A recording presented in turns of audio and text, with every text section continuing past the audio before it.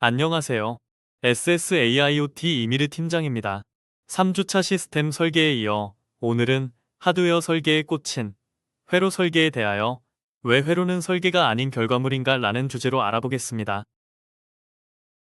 시작하기에 앞서 회로 설계는 무엇인가? 잠시 생각해 봅니다.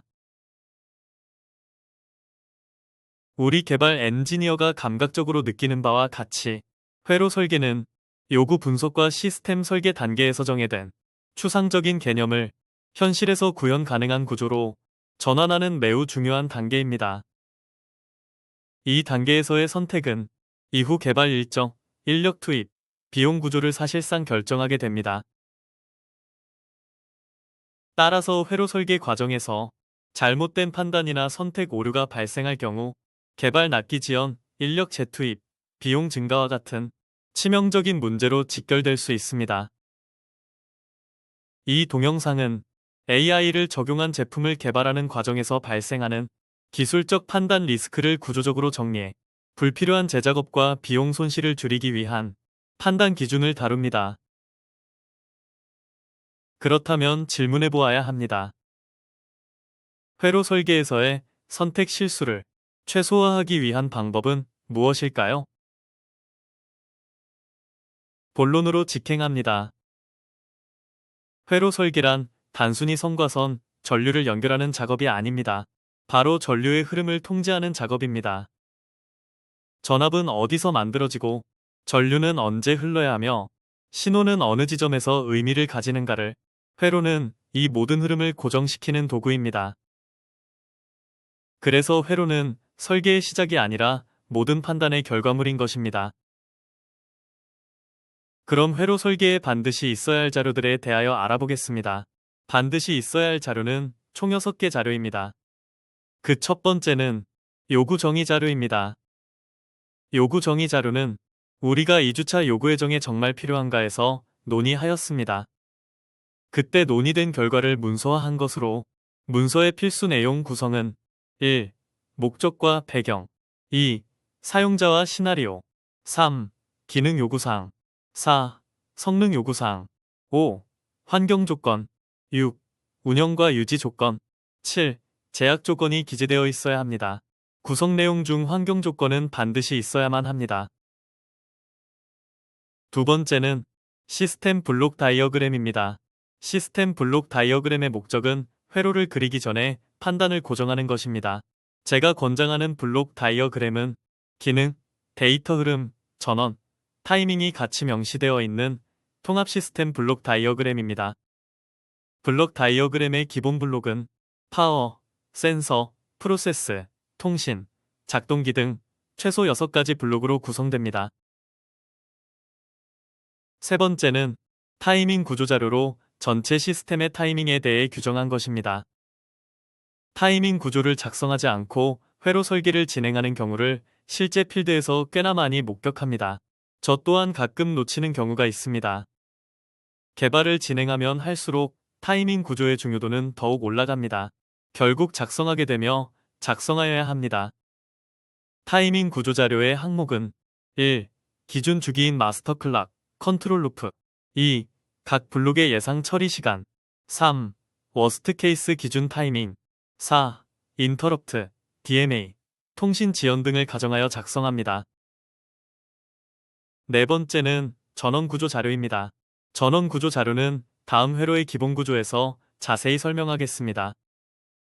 전원 구조 자료의 구성 요소는 1. 입력 전원 조건, 최소, 최대, 변동 전압과 전류와 전력 2. 전력 예상표로 각 블록별 예상 소비 전류 3. 기동 시퀀스 요구 내용 4. 보호 조건인 과전압, 과전류 역전압에 대하여 작성합니다. 다섯 번째는 데이터 책임 정의 자료입니다. 데이터의 생성에서 저장까지의 흐름을 정의하고 각 블록의 책임과 의무를 규정합니다. 결과적으로 믿을 수 있고 제어 가능한 데이터를 확보하는 것이 목적입니다. 구조의 서술 항목은 1. 데이터 생성 위치 2. 데이터 결정 위치 3. 필터링 위치 4. 보정 책임 위치 5. 저장 여부 그리고 저장 기간을 기재합니다. 마지막 6번째 문서는 노이즈, 오류 처리 전략 문서입니다. 센서로 읽은 전압, 전류에는 반드시 내외부 노이즈가 포함되어 있습니다. 그러므로 이런 노이즈로 인한 오동작을 방지하기 위해서는 전략적인 접근과 그 흐름을 정해야만 합니다. 그래야 갑작스러운 이상 동작 시 시스템을 보호하고 안정화할 수 있습니다.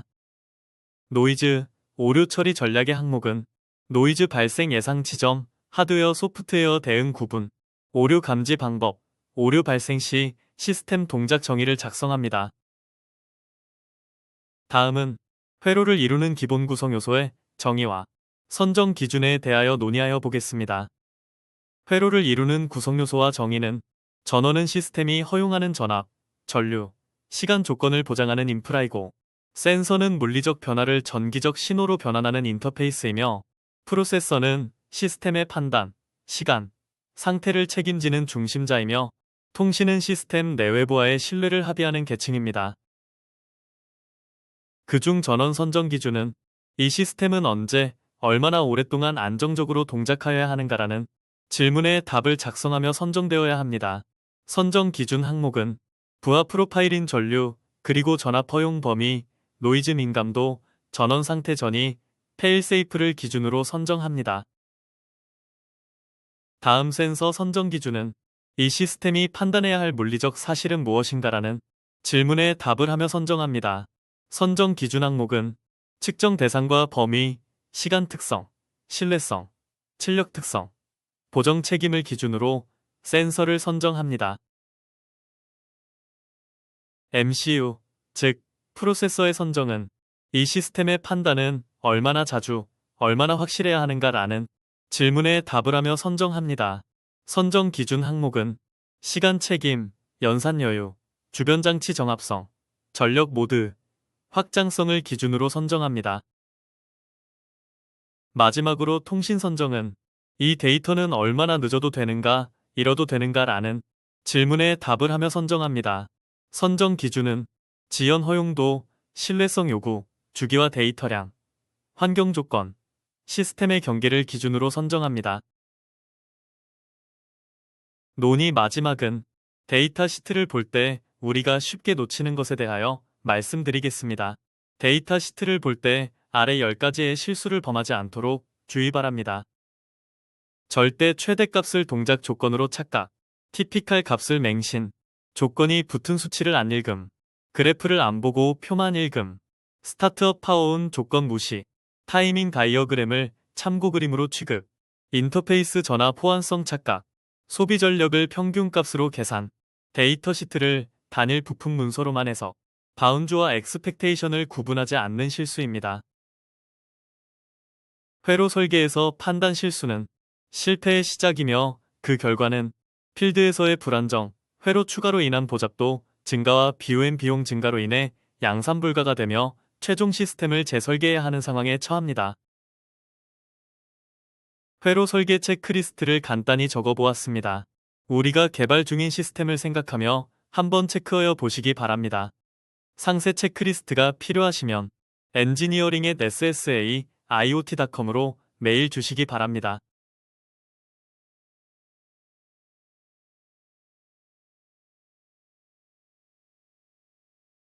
4주차 논의를 정리합니다. 회로 설계의 선택은 하드웨어 설계의 중심이며 핵심입니다. 여기서의 선택이 시스템의 성공과 실패를 좌우합니다.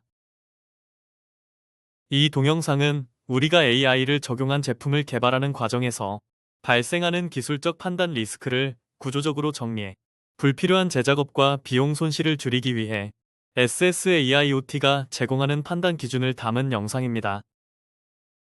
다음 주는 하드웨어 설계 마지막 편인 하드웨어는 어떻게 펌웨어, 소프트웨어와 연계하는가에 대하여 논의하겠습니다.